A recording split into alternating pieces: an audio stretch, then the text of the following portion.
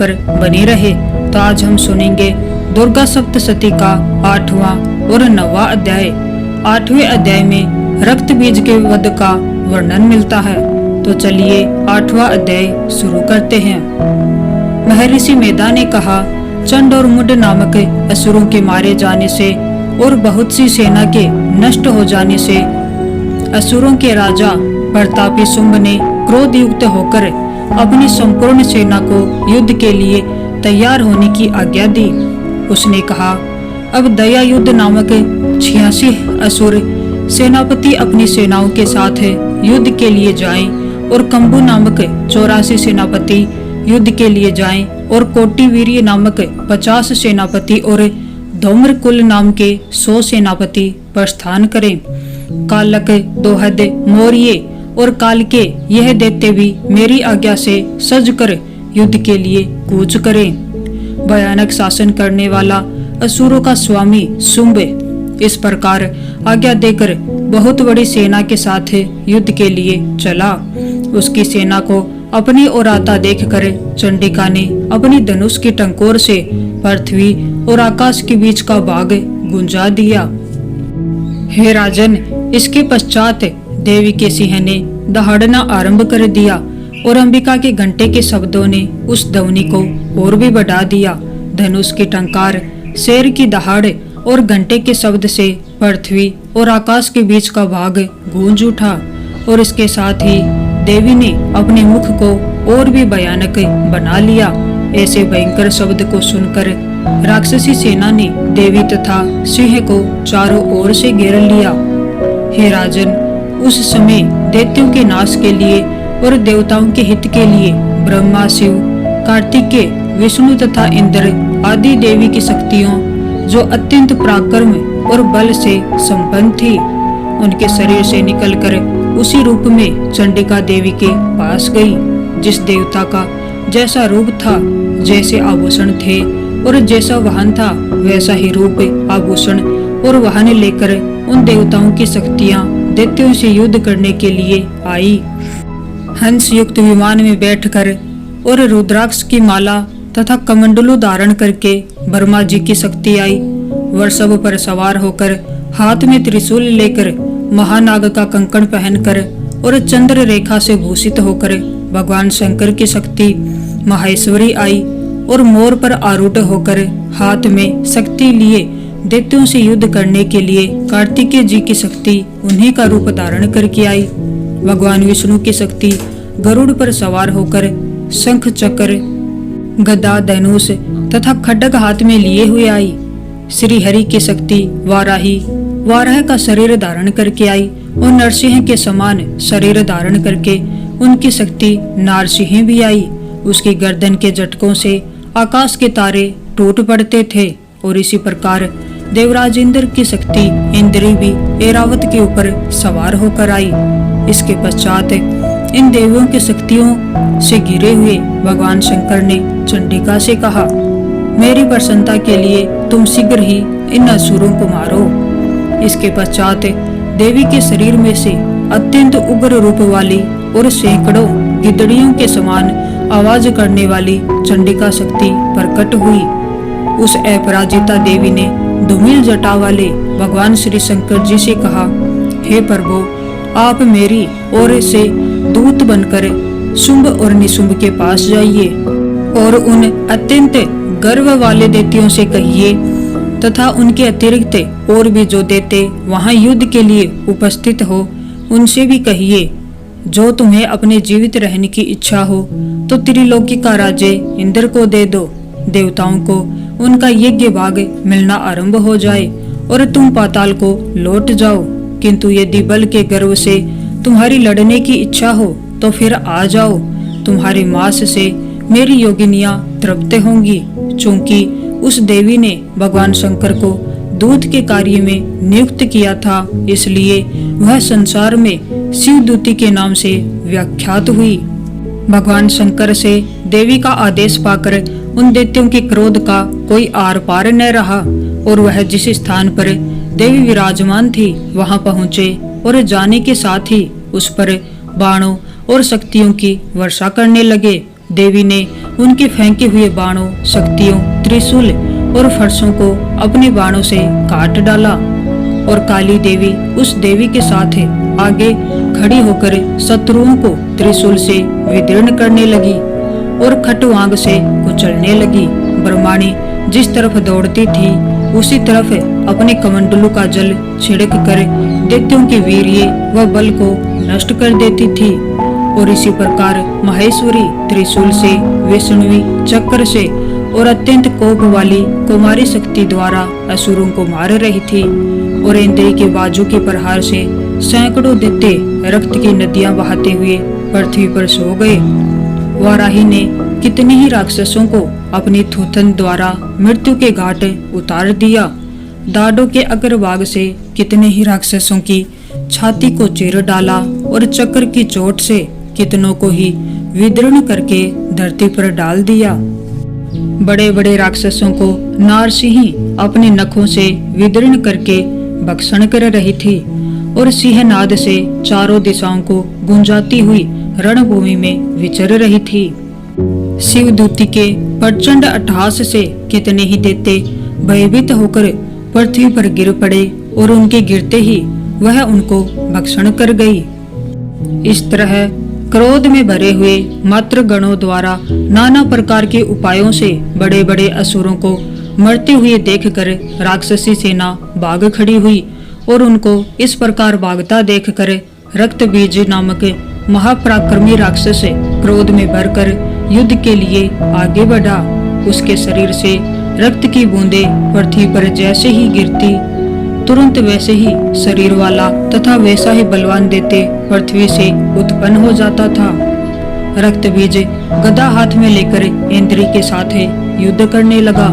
जब इंद्री शक्ति ने अपने वज्र से उसको मारा तो घायल होने के कारण उसके शरीर से बहुत सा रक्त बहने लगा और उसकी प्रत्येक बूंद से उसके समान ही बलवान तथा महापराक्रमी अनेकों दैत्य भयंकर रूप से प्रकट हो गए। वह सब के सब दैत्य बीज के समान ही बलवान तेज वाले थे। वह भी भयंकर अस्त्र शस्त्र लेकर देवियों के साथ लड़ने लगे। जब इंद्री के वज्र प्रहार से उसके मस्तक पर चोट लगी और रक्त बहने लगा तो उसमें से हजारों ही पुरुष उत्पन्न हो गए। वैष्णवी ने चक्र से और इंद्री ने गदा से रक्तबीज को चोट पहुंचाई और वैष्णवी के चक्र से घायल होने पर उसके शरीर से जो रक्त बहा उसे हजारों महाअसुर उत्पन्न हुए जिनके द्वारा यह जगत व्याप्त हो गया। कुमारी ने शक्ति से, वाराही ने खड्ग से और महेश्वरी ने त्रिशूल से उसको घायल किया। इस प्रकार क्रोध में भरकर उस महादैत्य ने सब मातृ शक्तियों पर पृथक पृथक गदा से प्रहार किया और माताओं ने शक्ति तथा शूल इत्यादि से उसको बार बार घायल किया। उससे सैकड़ों महादैत्य उत्पन्न हुए और इस प्रकार उस रक्त बीज के रुधिर से उत्पन्न हुए असुरों से संपूर्ण जगत व्याप्त हो गया, जिससे देवताओं को भय हुआ। देवताओं को भयभीत देखकर चंडिका ने काली से कहा, हे चामुंडे, अपने मुख को बड़ा करो और मेरे शस्त्रघात से उत्पन्न हुए रक्त बिंदुओं तथा रक्त बिंदुओं से उत्पन्न हुए महाअसुरों को तुम अपने इस मुख से भक्षण करते जाओ। इस प्रकार रक्त बिंदुओं से उत्पन्न हुए महादैत्यों को भक्षण करती हुई तुम रणभूमि में विचरो। इस प्रकार रक्त क्षीण होने से यह दैत्य नष्ट हो जाएगा। तुम्हारे भक्षण करने के कारण अन्य दैत्य उत्पन्न नहीं होंगे। काली से इस प्रकार कहकर चंडिका देवी ने रक्त बीज पर अपने त्रिशूल से प्रहार किया और काली देवी ने अपने मुख से उसका रक्त पी लिया। तब उसने गदा से चंडिका पर प्रहार किया। प्रहार से चंडिका को तनिक भी कष्ट न हुआ, किंतु रक्त बीज के शरीर से बहुत सा रक्त बहने लगा। लेकिन उसके गिरने के साथ ही काली ने उसको अपने मुख में ले लिया। काली के मुख में उस रक्त से जो असुर उत्पन्न हुए उनको उसने भक्षण कर लिया और रक्त को पीती गई। तदंतर देवी ने रक्त बीज को, जिसका की खून काली ने पिया था, चंडिका ने उस दैत्य को वज्र बाण, खड्ग इत्यादि से मार डाला। हे राजन, अनेक प्रकार के शस्त्रों से मारा हुआ और खून से वंचित वह महादैत्य रक्त बीज पृथ्वी पर गिर पड़ा। हे राजन, उसके गिरने से देवता अत्यंत प्रसन्न हुए और माताएं उन असुरों का रक्त पीने के पश्चात उद्युक्त होकर नृत्य करने लगी। 8वां अध्याय समाप्त हुआ। अब 9वां अध्याय प्रारंभ होता है। 9वें अध्याय में निशुंभ वध का वर्णन मिलता है। राजा ने कहा, हे ऋषिराज, आपने रक्त बीज के वध से संबंध रखने वाला वृतांत मुझे सुनाया। अब मैं रक्त बीज के मरने के पश्चात क्रोध में भरे हुए शुंभ व निशुंभ ने जो कर्म किया वह सुनना चाहता हूँ। महर्षि मेधा ने कहा, रक्त बीज के मारे जाने पर शुंभ और निशुंभ को बड़ा क्रोध आया और अपनी बहुत सी सेना का इस प्रकार सर्वनाश होते देखकर निशुंभ देवी पर आक्रमण करने के लिए दौड़ा। उसके साथ बहुत से बड़े बड़े असुर देवी को मारने के लिए दौड़े और महापराक्रमी शुंभ अपनी सेना सहित चंडिका को मारने के लिए बढ़ा। फिर शुंभ और निशुंभ का देवी से घोर युद्ध होने लगा और वह दोनों असुर इस प्रकार देवी पर बाण फेंकने लगे जैसे मेघों से वर्षा हो रही हो। उन दोनों के चलाए हुए बाणों को देवी ने अपने बाणों से काट डाला और अपने शस्त्रों की वर्षा से उन दोनों दैत्यों को चोट पहुंचाई। निशुंभ ने तीक्ष्ण तलवार और चमकती हुई ढाल लेकर देवी के सिंह पर आक्रमण किया। अपने वाहन को चोट पहुंची देखकर देवी ने अपने छुरप नामक बाण से निशुंभ की तलवार और डाल को काट डाला। तलवार और डाल कट जाने पर निशुंभ ने देवी पर सख्ती से प्रहार किया। देवी ने अपने चक्र से उसके 2 टुकड़े कर दिए। फिर क्या था, दैत्य मारे क्रोध के जल बुन गया और उसने देवी को मारने के लिए उसकी ओर शूल फेंका, किंतु देवी ने अपने मुक्के से उसको चूर चूर कर डाला। फिर उसने देवी पर गदा से प्रहार किया। देवी ने त्रिशूल से गदा को भस्म कर डाला। इसके पश्चात वह फरसा हाथ में लेकर देवी की ओर लपका। देवी ने अपने तीखे बाणों से उसको धरती पर सुला दिया। अपने पराक्रमी भाई निशुंभ के इस प्रकार से मरने पर शुंभ क्रोध में भरकर देवी को मारने के लिए दौड़ा। वह रथ में बैठा हुआ उत्तम आयुधों से सुशोभित अपनी 8 बड़ी बड़ी भुजाओं से सारे आकाश को ढके हुए था। शुंभ को आते देखकर देवी ने अपना शंख बजाया और धनुष की टंकार का भी अत्यंत दुस्सह शब्द किया। साथ ही अपने घंटे के शब्द से, जो कि संपूर्ण दैत्य सेना के तेज को नष्ट करने वाला था, संपूर्ण दिशाओं में व्याप्त कर दिया। इसके पश्चात देवी के सिंह ने भी अपनी दहाड़ से, जिसे सुन बड़े बड़े बलवानों का मद चूर चूर हो जाता था, आकाश, पृथ्वी और 10 दिशाओं को पूरित कर दिया। फिर आकाश में उछलकर काली ने अपने दांतों तथा हाथों को पृथ्वी पर पटका। उसके ऐसा करने से ऐसा शब्द हुआ जिससे कि उससे पहले के सारे शब्द शांत हो गए। इसके पश्चात शिवदूती ने असुरों के लिए भय उत्पन्न करने वाला अट्टहास किया, जिसे सुनकर दैत्य थर्रा उठे और शुंभ को बड़ा क्रोध आया। फिर अंबिका ने उसे, अरे दुष्ट, खड़ा रह कहा तो आकाश से सभी देवता जय हो बोल उठे। शुंभ ने वहां आकर ज्वालाओं से युक्त एक अत्यंत भयंकर शक्ति छोड़ी, जिसे आते देखकर देवी ने अपनी महोलका नामक शक्ति से काट डाला। हे राजन, फिर शुंभ के सिंहनाद से तीनों लोक व्याप्त हो गए और उसकी प्रतिध्वनि से ऐसा घोर शब्द हुआ जिसने इससे पहले के सब शब्दों को जीत लिया। शुंभ के छोड़े बाणों को देवी ने और देवी के छोड़े बाणों को शुंभ ने अपने बाणों से काट सैकड़ों और हजारों टुकड़ों में परिवर्तित कर दिया। इसके पश्चात जब चंडिका ने क्रोध में भरे शुंभ को त्रिशूल से मारा तो वह मूर्छित होकर पृथ्वी पर गिर पड़ा। जब उसकी मूर्छा दूर हुई तो वह धनुष लेकर आया और अपने बाणों से उसने देवी काली तथा सिंह को घायल कर दिया।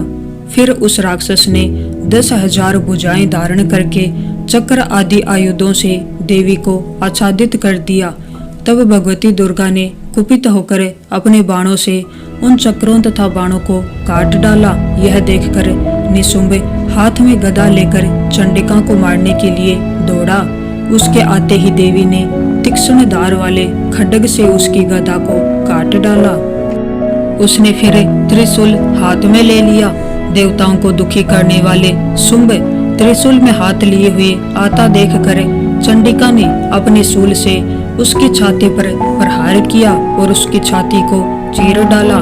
शूल विदीर्ण हो जाने पर उसकी छाती में से एक उस जैसा ही महापराक्रमी दैत्य ठहर जा कहता हुआ निकला। उसको देखकर देवी ने बड़े जोर से ठहाका लगाया। अभी वह निकलने भी न पाया था कि उसका सिर अपनी तलवार से काट डाला। सिर के कटने के साथ ही वह पृथ्वी पर गिर पड़ा। तदंतर सिंह दहाड़ दहाड़ कर असुरों का भक्षण करने लगा और काली शिवदूती भी राक्षसों का रक्त पीने लगी। कुमारी की शक्ति से कितने ही महादैत्य नष्ट हो गए। ब्रह्मा जी के कमंडल के जल से कितने ही असुर समाप्त हो गए। कई दैत्य महेश्वरी के त्रिशूल से विदीर्ण होकर पृथ्वी पर गिर पड़े और वाराही के प्रहारों से छिन्न भिन्न होकर धराशायी हो गए। वैष्णवी ने भी अपने चक्र से बड़े बड़े महापराक्रमियों का कचमोर निकालकर उन्हें यमलोक भेज दिया और इंद्री से कितने ही महाबली राक्षस टुकड़े टुकड़े हो गए। कई दैत्य मारे गए, कई भाग गए, कितने ही काली शिवदूती और सिंह ने